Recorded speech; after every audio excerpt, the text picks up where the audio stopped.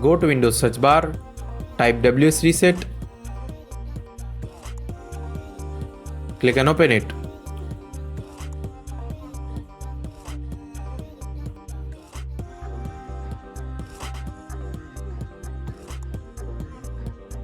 Now go to Windows search bar again, type Settings,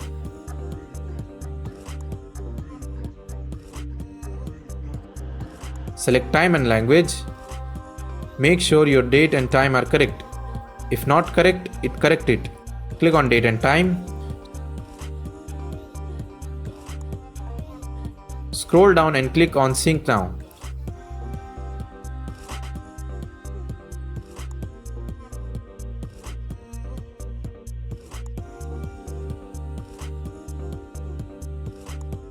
Now click on Language and Region. Make sure that display language is English. Now click on Country or Region. Select correct country region. Click on Regional Format. Select based on your region.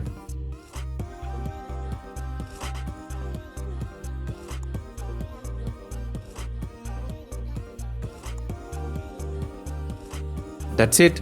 Thanks for watching.